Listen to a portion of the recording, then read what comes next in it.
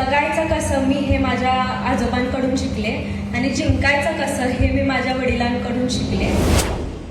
B strong, stand up, be strong, be bold, take all the responsibility on your own shoulders and know that you are the creator of your own destiny. आज आम्ही हा वारसा पुढे नेत आहोत आणि माझे चुलते, माझे काका राहुल इंगोले यांच्याकडे आम्ही ही दोरी देत आहोत. कोल्हापूरच्या राजकीय आखाड्यामध्ये सध्या शिवसेना उद्धव बाळासाहेब ठाकरे पक्षाचे जिल्हाप्रमुख रविकिरण इंगवले पुन्हा एकदा चर्चेत आलेत.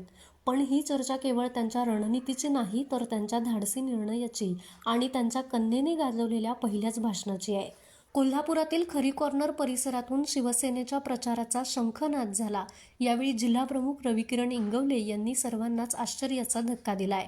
राजकारणात स्वतःची खुर्ची जपण्याचे दिवस असताना रविकिरण यांनी स्वतः उमेदवारी न घेता राहुल इंगवले यांना उमेदवारी जाहीर करून एक नवा आदर्श घालून दिलाय. पण सभेचं खरं आकर्षण ठरलं ते म्हणजे रविकिरण इंगवले यांची कन्या ऋग्वेदा इंगवले.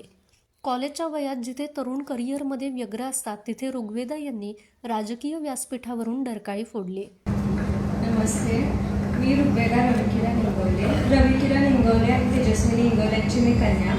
माझ्या आजोबा कैलासवासी विष्णुपंत इंगवले यांची मी नात. मी माझ्या आजोबांना कधी बघितलं नाही, पण मी कोल्हापुरात कोल्हापूरमध्ये त्यांना फार उच्च स्थान दिले जाते.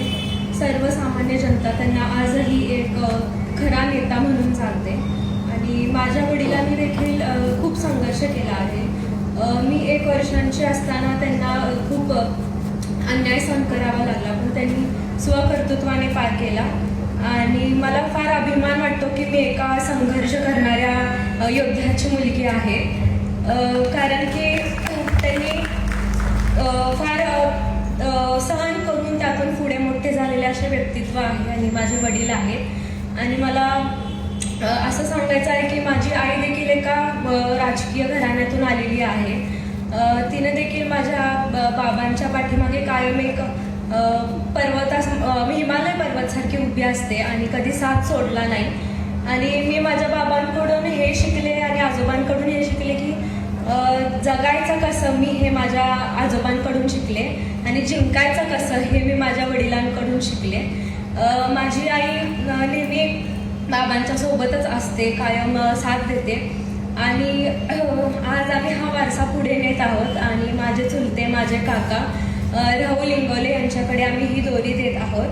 आणि स्वामी विवेकानंदजी हे सांगतात की त्यांच्याशी म्हण आहे की be strong, stand up, be strong, be bold, take all the responsibility on your own shoulders and know that you are the creator of your own destiny. ह्याचा अर्थ असा होतो की उभे राहा, धैर्यशील व्हा, शक्तिवान बना आणि आपली जबाबदारी आपल्या स्वतःच्या खांद्यावरती घ्या आणि आपलं आयुष्य आपण हे स्वतःच घडवा, हे असं त्यांनी म्हणतात. आणि मी माझे 2 शब्द थांबवते. जय हिंद, जय महाराष्ट्र. स्वामी विवेकानंदांचा दाखला देत राहुल इंगवले यांच्या उमेदवारीच्या निमित्तानं उपस्थितांना केलेलं भावनिक आवाहन चर्चेचा विषय ठरला आहे.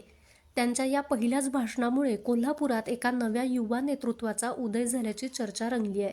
यावेळी शिवसेना नेते सुनील मोदी, उमेदवार राहुल इंगवले, सागर साळोखे, स्मिता इंगवले आणि सचिन मांगले यांच्यासह शेकडो शिवसैनिक उपस्थित होते. घराघरात भगवा पोहोचवण्याचा निर्धार करत खरी कॉर्नरवरून निघालेला हा प्रचाराचा रथ आता प्रभाग 10 मध्ये काय चमत्कार घडवतो याकडे सर्वांचं लक्ष लागलंय.